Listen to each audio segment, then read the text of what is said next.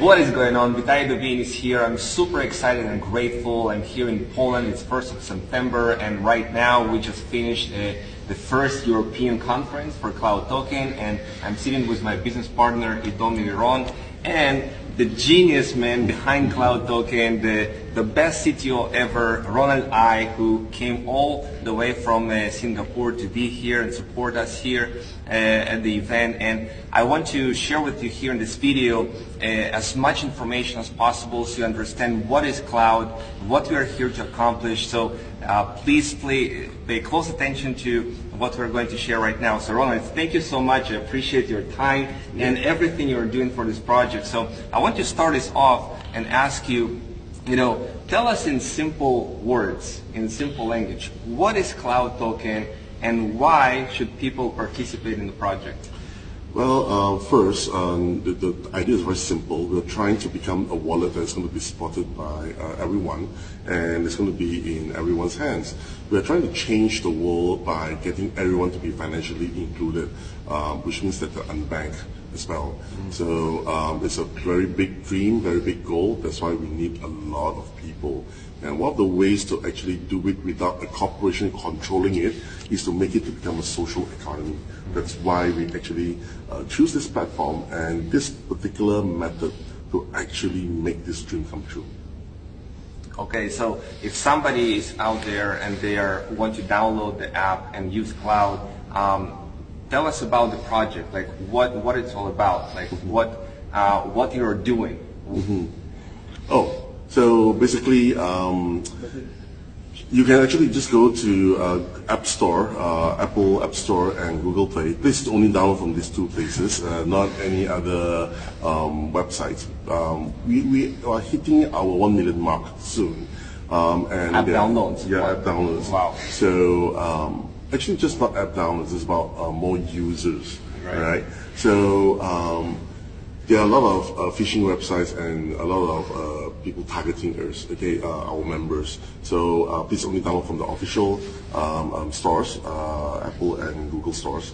And it's a particularly hard thing to actually do to actually get into the Apple Store. Right. It took us a long time and a lot of work with Apple directly to actually get it in. Yeah. However, we got it in, but we're missing certain parts.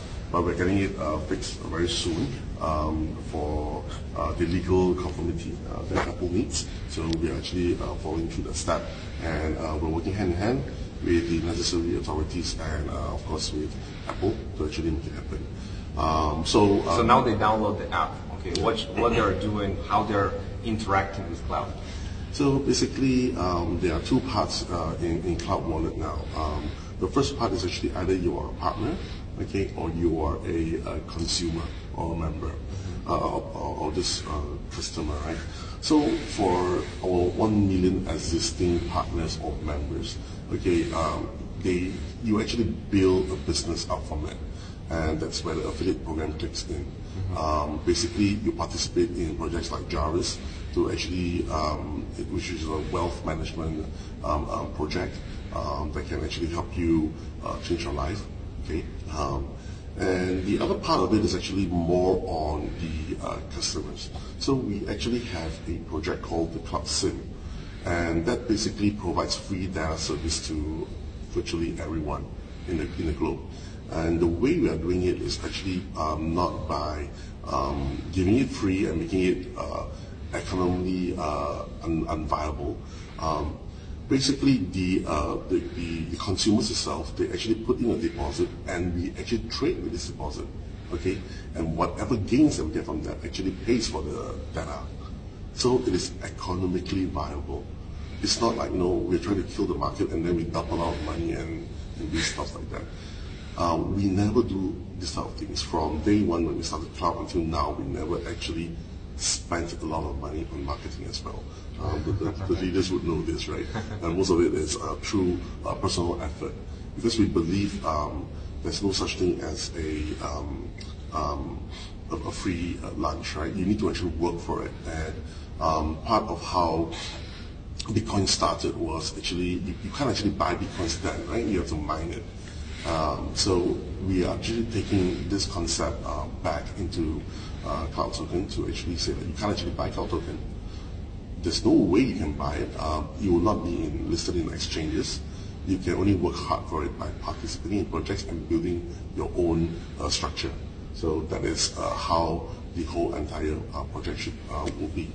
And we're coming out also with a very interesting project called the Merchant Program. The Merchant Program is going to be an affiliate program whereby partners sign up merchants, and of course there will be a affiliate calculation from that itself, which is going to be also very logical, whereby the merchant itself do not need to pay for any merchant discount rate, which means that the NDR, like what all the other payment platforms have been charging. Okay, so if we are not charging NDR, how can we actually earn money, right? It's very simple, because we are actually dealing with crypto, and the crypto actually gets sent to our marketplace to be actually liquidated. And when we do the liquidation, there is always a buyer, there's always a seller, and we will charge 1%, right? So there's a 2% there, minus the tax that we are going to pay. Okay, probably that leaves a big chunk of it, right? And the chunk of it itself will be divided into two categories, and one actually goes to a pool whereby it actually compounds, and the other part of it actually given out as a affiliate payout. So it will be very cool, and I believe that with our million partners to sign up 20 million merchants, it will be a breeze, right? So our target, a target by March next year, we should hit about 10 million members. And 10 million merchants. Yeah, 10 million members. 10 million members, and about 100 million. 10 million customers, and in 3 years' time, about 100 million customers. For members itself, we try to keep it to be around 1 million and 1.5 million or so. As is when there's too huge of a membership going on, it's difficult to actually expand in the other sectors. So we will put in a lot more limits, okay, on the participation of the partners, okay, but only in Jarvis itself. So you mentioned all of things. I want you to come back in a second to merchant, but you said that Jarvis, when they participate, it can change their life. Can you expand a little bit? What is Jarvis? Like, how does the system work? Okay, Jarvis is actually a AI trading robot based on the quantitative trading engine strategy called the Room. You designed it? I did not design it, but I actually wrote the platform. Okay. And the calculation is from a mathematics professor from the Raffles Institute based in Singapore. He's a very brilliant man and written a lot of strategies on trading. And hopefully one day I can actually excite him over to give a talk in KL on trading strategies and quantitative trading strategies. So you take the Bitcoin and Ethereum, different coins, you put them on 32 insured exchanges. Actually, the simple way to say this is the room itself will actually calculate hotspots of what is hot and what is not, based on all the exchanges around that we are participating in or we are watching, and the different pairs there are. So basically, we're watching 16 pairs now. So you have 16 times 16. When you say 16 pairs, it's Bitcoin, US dollar. Yeah, 16 to 16, right? So you're watching all these pairs, and it's watching the indication graph, all right? Whether with the acceleration, particularly the acceleration of it, and we will actually based on the comparison of all of this acceleration, okay, and we will figure out which is the best pair to actually switch to. So you can think of it like a arbitrage, right? And the best quantitative trading strategy, the safest one, is actually called triangular arbitrage, which is based on the triangle. Ours is a 16-pair model. Wow. Right? So it could be more than a triangle. Yeah, it can be more than that. Yeah. So like Bitcoin to dollar to yeah. So actually goes then, but you see, 3 is not really a lot, but the triangular arbitrage actually is designed for forex.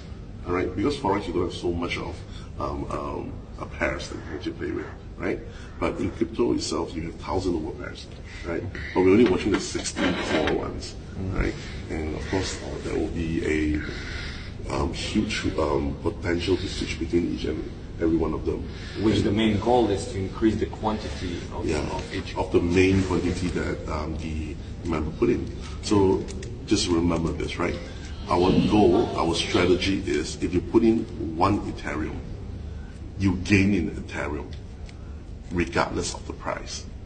So if you give me an Ethereum that's worth $220 and the market crash, okay, and it goes 1 Ethereum, it goes to 160, our system won't care, because my job is to make sure that you get 1.x amount of Ethereum back.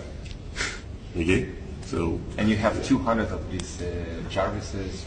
Plus minus about 200 or so, because there's about 16 pairs running, and you need that amount to actually run.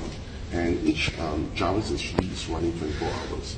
And some, all through API. All through APIs, but some of them are actually hitting their performance target before 24 hours. And they will performance target can be 0.5%, 1%, depends. It depends on what the room actually calculates for them. So if there's this acceleration that it's like this, and it's supposed to actually hit, let's say 0.3%, right? And once it hits the 0.3%, you just shut down and load the 0.3. Basically, the asset is then actually sent, or the profit is actually sent into the reserve pool. But we will not know how much this profit pool is until the end of the day, right? Remember that whatever you put in, you only get the next day. So basically, the profit pool itself, you have 24 hours itself to calculate how much we actually hit in target. Is the profit pool you're getting once a day, the profit from the trading, or so basically, we will actually calculate the reserve pool. If it hits 6, then we will put 6 into the profit pool until 12. Then anything else. That's in a month. Yeah, that's in a month. What about daily? Like daily itself is it varies. So you're thinking about each of the. That's why it's very difficult to calculate, because we have 200 overbots that is running at different intervals, and some of it are running, some of it are already finished, and some of it is overdue. So every day you dump something into the profit pool. It's the day after. The day after. Yeah. Okay, so people participate in the project Jarvis later, or maybe other projects, but in this Jarvis you have trading going on, all these exchanges, 200 bots running, triangle trading, all of this craziness going on. Then the profits go into the reserve pool, and that is what is backing up the CTO, and the members actually get rewards in CTO. So tell us, what is CTO? What is CTO? And you told me it's not an ICO, it's not an STO, it's not an IEO. What is CTO? We can say that CTO is a utility-based asset that we use in our own ecosystem. Okay, so as I said that in the beginning, we are actually running the merchant program, so we are actually getting external parties into our own ecosystem, and we are also using this as it's like a reward, giving back to our members, and the partners itself, which is also using this to actually get rewarded for free data. So basically, we're creating this as an ecosystem and as a utility token. Of course, later in a stage whereby I shared a bit yesterday in the event itself about charity work, right? So one of the things that I always want to do is to change lives. And if, for example, you look at a particular town, and the town itself, okay, they pay a lot for utilities like electricity and so on and so forth, right? But it's actually a poor area. So what we can do is, okay, through our vast number of members, and if a certain number of asset can be put aside into a compounding a pool that can generate revenue for this town, we can actually ease them off all the utilities. Okay, for example, free utility if you're from this town, free water, free power, free education, and things like that. Wow. And it's all supported by not donation. It's supported by a donation that generates profit. All right, so it's sustainable. Right. Donations is not sustainable at all. Okay, but a donation that generates profit, that is sustainable. So this is what they're trying to do. That's with the new initiatives that are coming out where people can participate in countries like India or Africa. They don't have much money, so they can, maybe put $10 or $30 and you'll kind of save that money and you'll grow it, and some members will hit prizes, and that can help the orphanages, they can help. Yeah, even orphanages can actually start a pool by themselves. And by the way, this pool itself is actually through the Ronald Aai platform, so that every single asset is tracked on the chain. There is no the owner from here, right? But there's only one recipient. Yes. Okay, so that is how it goes. It directly goes there. So us as a company itself, we set up this platform, and that is the benefactor. Okay, so people cannot buy CTOs directly, right? You are not an ICO, and they cannot buy from the company. You, like everybody else, you put your own assets into Jarvis and get the rewards in CTOs, right? Yeah. What determines the price? Like, people ask all the time, okay, they used to get C on exchange, they will never get listed on exchange. Explain a little bit why you never plan to list on exchange and what determines the price. Okay, so let's break these two questions into two parts itself. The reason why we will never be on an exchange is once you're on an exchange, your price is manipulated, which means that it's up to market forces, which is not what we want. It's the same thing is going to happen like why Bitcoin. The first time when it hit an exchange, then all hell break loose. There's no more effort to actually mine it. It's all about greed. Right. People can dump the Yeah, you can dump it. Anyhow, which means that people would have a lot of money, that has a lot of money, they actually manipulate it. Alright? It's the same way like we're manipulating the exchanges now. I can actually dump Bitcoin because I have a lot. Let's say I've dumped 30,000 Bitcoins now. I will bet you at a market rate, if I will dump it, it will go down to 7,000. Right? I can do that. But what does it gain us? Nothing, right? Unless I still have a huge pool of USDT reserve that I can buy back up again. You imagine that, right? The manipulating factor of it. Right. In Bitcoin, it will be hard a little bit to do, but still it's doable. Yeah, I mean, with the number of assets that we have, we can do it. I mean, we used to do it, but we don't do it. How much we have? How much you have in the company? Basically, what happens is, okay, all the asset pools from all the members is equivalent to about 560 or so million. At the moment. Yeah, at the moment. Actually, day by day is a bit different. I saw it this morning. Yeah, this morning was about 560, I think. Yeah, 560-ish. Okay. Of course, it depends also on the price of Bitcoin. Of course. Right. Yeah. So the price of CTO is determined by, you said, several factors: the profits and the circulation. Yes. So when you look at a normal ICO, right? They rely a lot on total supply. Okay, because total supply itself, which is the whole 100% of the pie, they have to divide it, let's say 5% or 15% for the owners and so on and so forth, whatever, right? But we are not an ICO, so we don't have that pie itself. 100% of the total supply belongs into Jarvis or the CTO project itself. Okay, Jarvis is a project that actually you have to put funds. Okay, you think of it like a it's like a vault. Okay, but the vault would not release any of these CTOs unless you put in assets. In the technical term, we call it as a collateralized debt positioning. or CEP. You put in Ethereum assets in there, you will generate the CTOs. Okay, and when you take your CTOs and you want to change it back to Ethereum, it goes back out. So it comes back into the pool and CTOs goes out. So it affects the price. So that itself controls the price. What can cause the price to increase? More profits?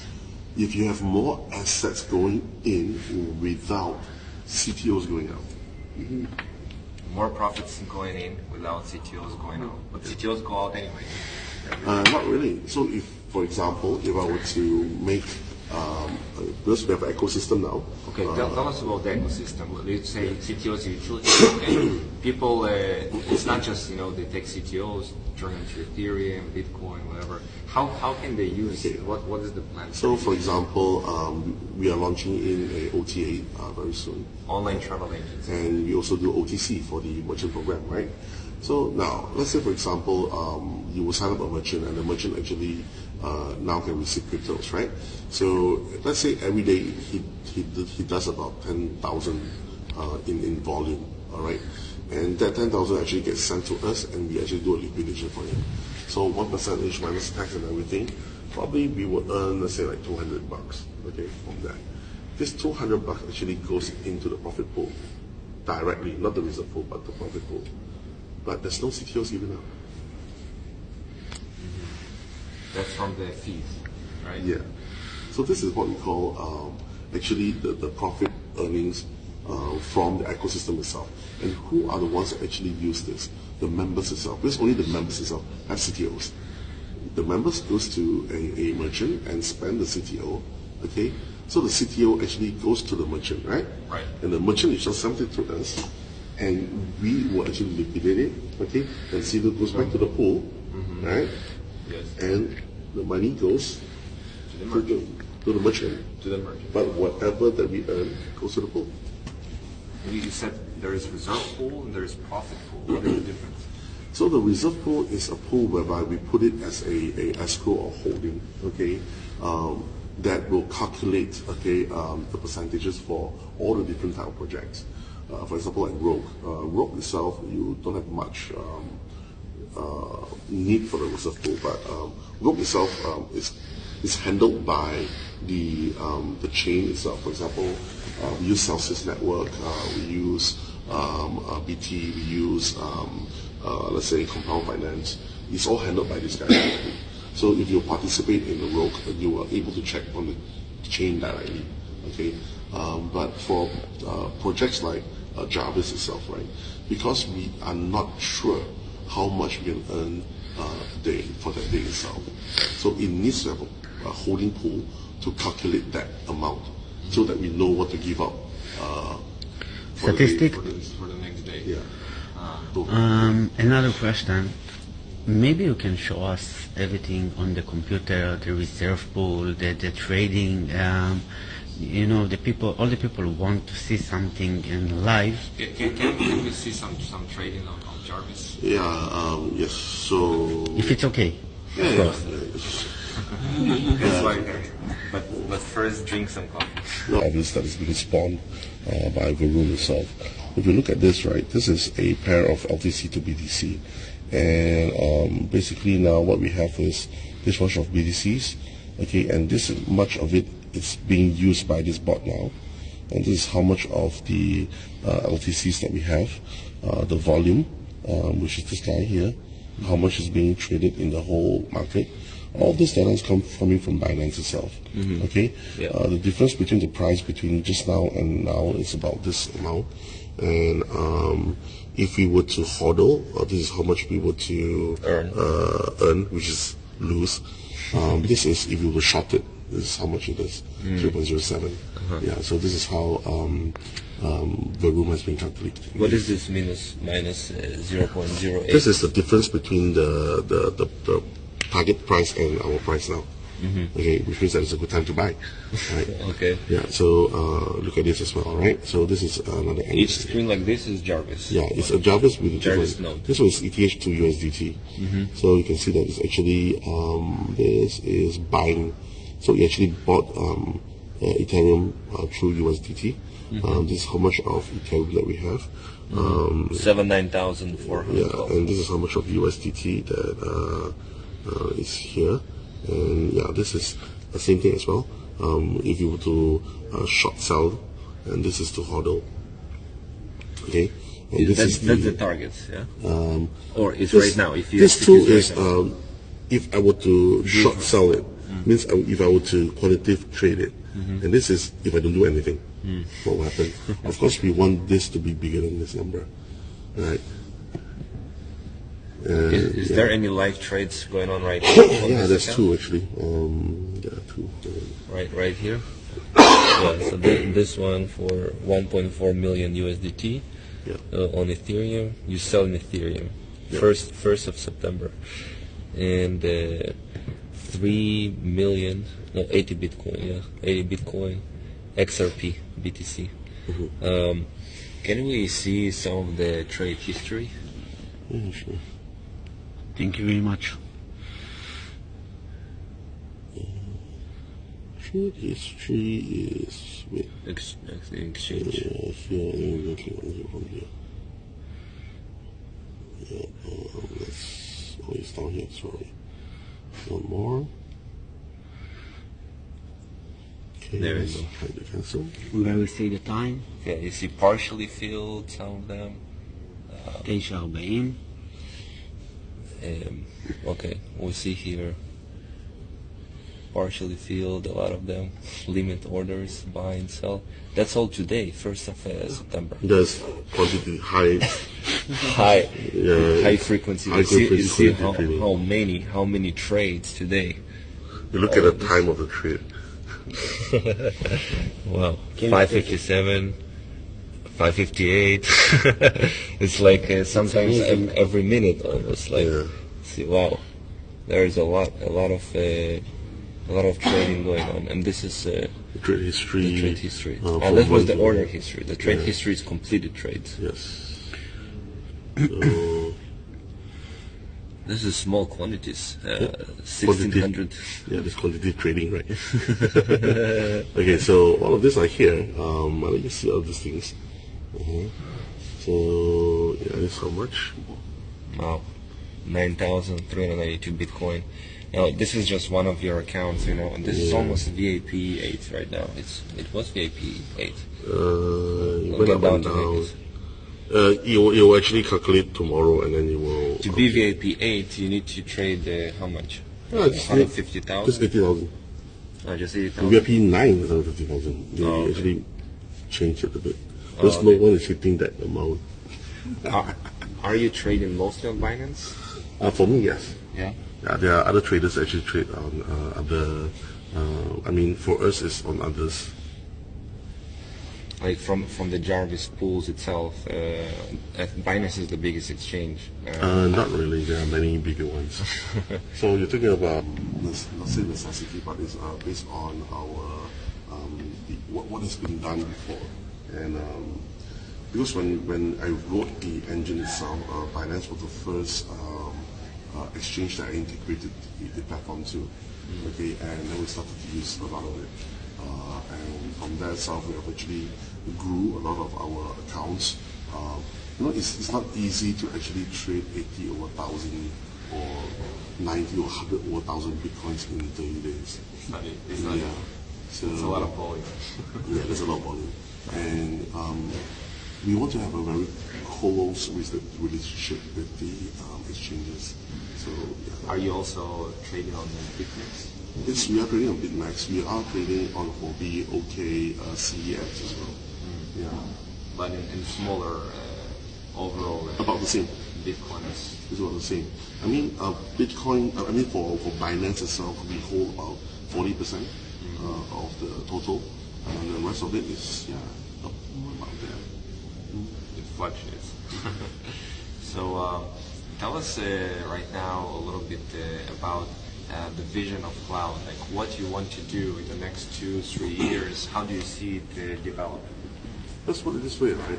It's always been to capture the unbanked and to make everybody financially included, all right? And MasterCard took 50 years, as I always say. Mastercard took 50 years to actually cover the bankable. All right? PayPal took 12 years, grew up to 125 billion in market cap, but only for the bankable. We're going to take 3 years to do what they are doing, but we'll capture everyone. We'll make everyone financially included. This is what we want to do. So as a team. We are not a corporation, we are a team, we are a business, and who owns it? All of us.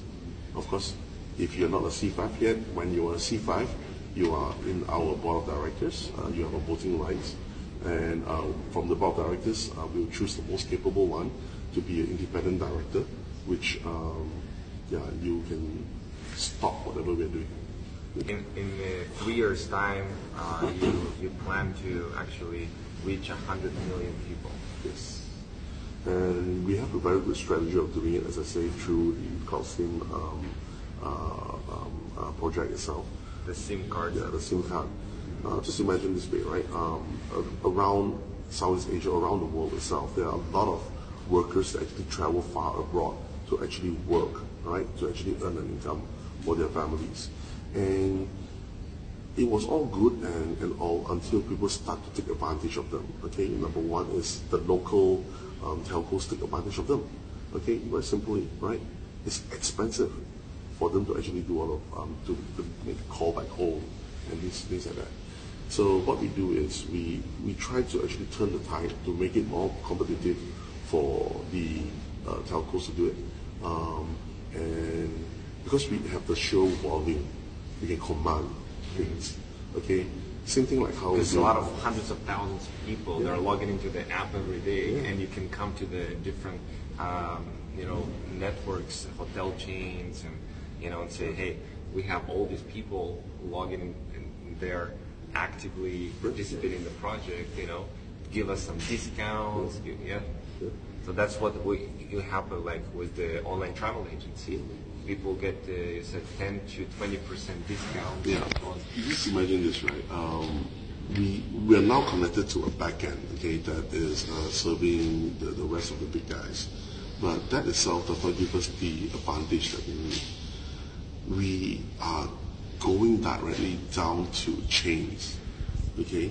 Of course, we're going for the big chains, then we're going for the smaller chains.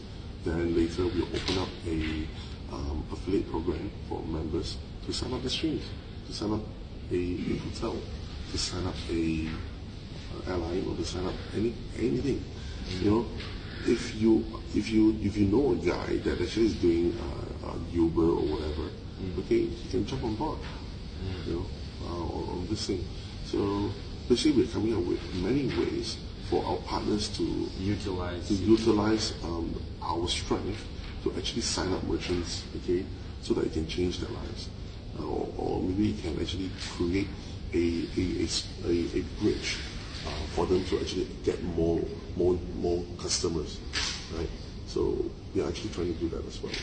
Okay, of course that is to be done. We're going to hopefully reach 20 million merchants in the next several years. 3 years. So in 3 years time. Let's see how it goes from there. I mean, we started in May, and now in today's September, we are about 860, 900 in. 860,000 accounts created. Yeah. Not all of them are active. Most of them are, all of them are active, by the way. So it's just only that whether they're qualified or unqualified accounts. Right. So qualified accounts we more than $500. We have about 500 plus. 500,000. Yeah. But out of this 500 plus, how many are actual users, right? So we're talking about maybe a bit around that. So yeah, we're getting there. So the most important thing is most of our members itself that has gotten the C1 or C2 state has spending power, and it's actually pure income from the hard work from the leaders, and that's why we need to have ways for them to enjoy. Can you tell us in a couple minutes how Cloud was started? You know, I know that there was first anybody who goes to stage first is an idea, then you implement. I know even before Cloud was there, you had your technology, our right technology, the blockchain itself, it was done. You know, how it all started, and I know you said, you know, they were thinking too small, and let's do something big. So it was like this, okay? We had a platform, so you know, like all platforms, EOS or whatever, most of them they are ICO based. You can say that The outright platform. they are ICO based. So we followed we followed like everyone else, whereby we try to raise funds, right? But when we try to raise funds, Yes.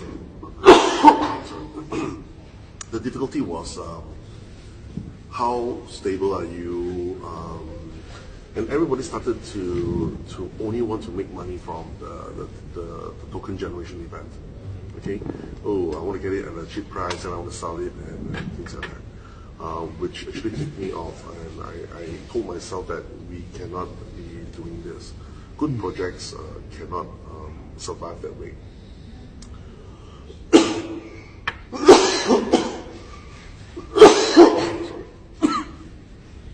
It's a bit dry. One more. Yeah, water. This is that one.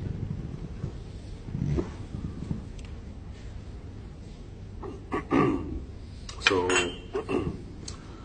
we decided to do a change by creating something very cool that has meaning on our platform. Then only we promote our platform.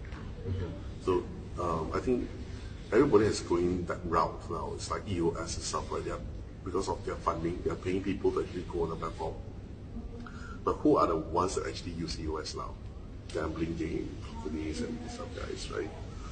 Yeah. But what we want to do is to create an impact to the world. So we were searching for products left and right. We were searching for projects left and right that we can do. Yeah. We never found one that actually that is good enough. To attach your technology. Yeah. Until we met this Cloud team.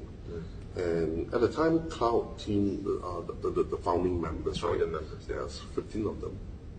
And they told me In China. in China, they had a big problem. The problem was they have been scammed, and some lost millions.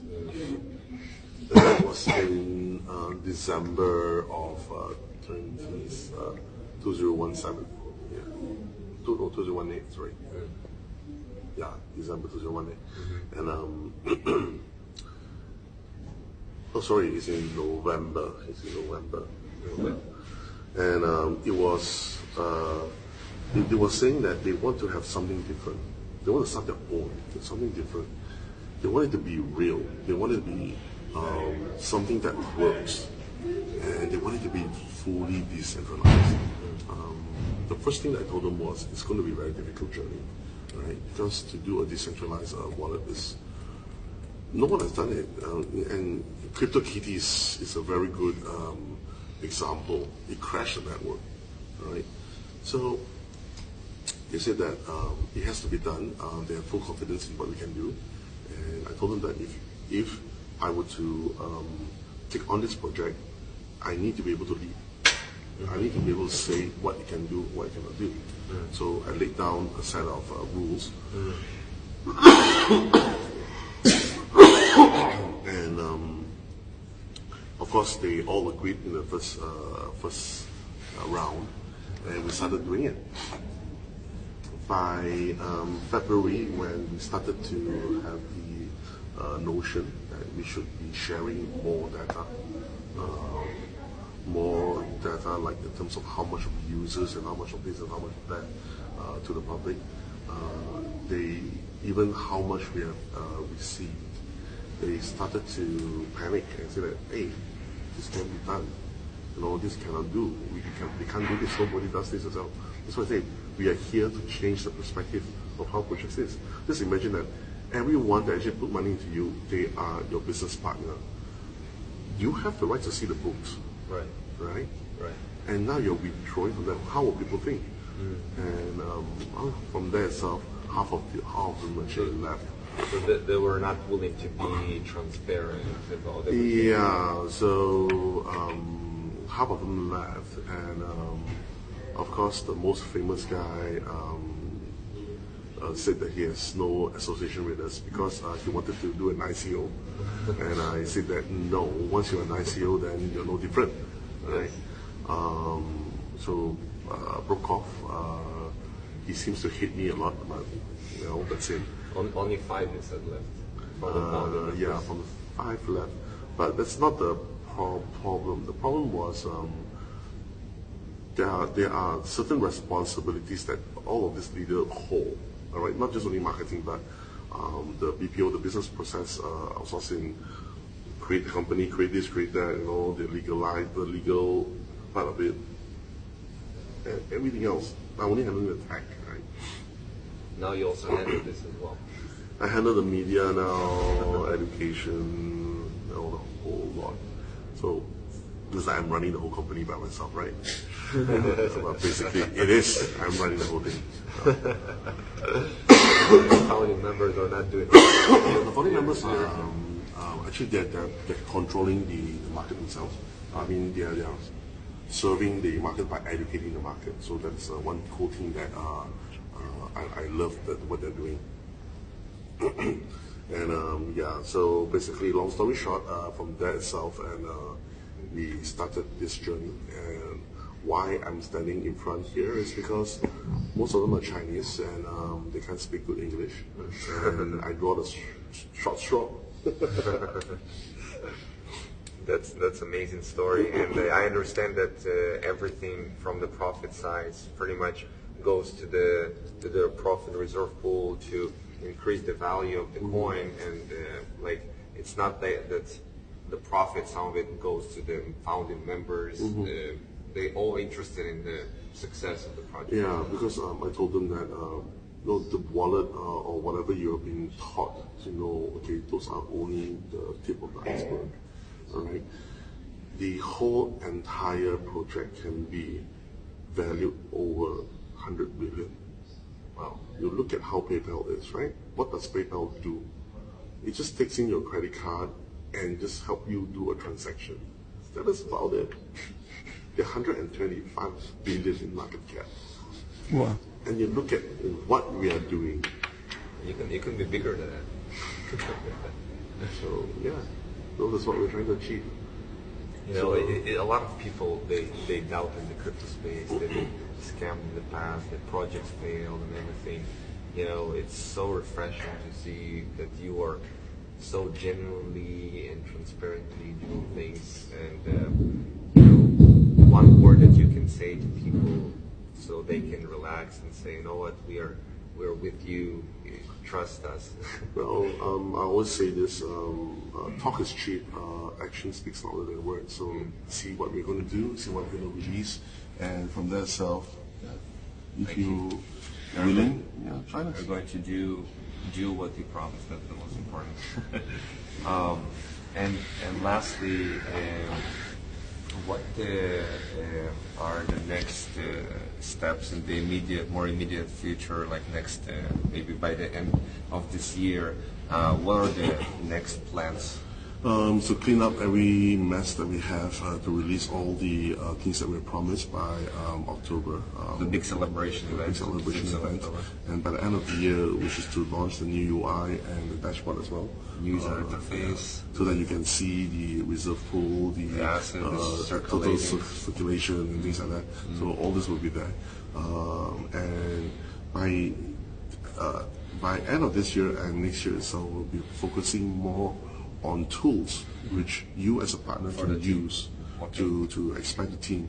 We're going to focus more on education and more on how to expand the business across all the countries. We are also going to have a venture capital arm that is going to invest in new technologies that will help all the members actually gain more asset. Yeah. Remember that we are all in this business, right? And The KL offices will be done. yeah, like KL offices will be done next month.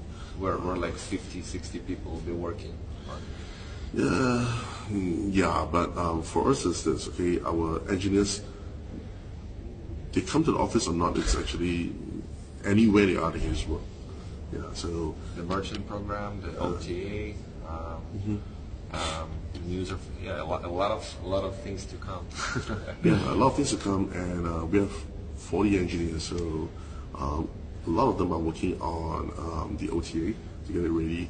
A lot of them are working on the new engine that is going to really help us speed everything up. Okay, just think of it like a 2.0. Like next generation of Yeah. cloud. I mean, we are moving the whole wallet platform into the pools. We already moved one, which is Ethereum. We moved to the pool already. The next is to move the Bitcoins and Litecoins and everything to the pool. So once we move to the pool, slow is just a thing of the past. I mean, it's still you're still affected by the whole chain, but at least now we can pay the pool to speed up things. Hey Ronald, thank you so much for sharing all this information. Guys, if you don't know who Ronald is, Google his name, YouTube, you find plenty of information about his background. He's a brilliant engineer in what he's doing, and I'm so grateful to be part of Cloud, Cloudtopian. Cloudtopian. So grateful that you're leading the project, and so many exciting things are coming. So keep doing what you're doing. And we'll support you in any way that we can. And let's wish everybody, you and us, everybody, huge success with Cloud. Yeah, so we're going to have an event in October. Look for... Come to the event. Yeah, and come to the event. All right. See you guys.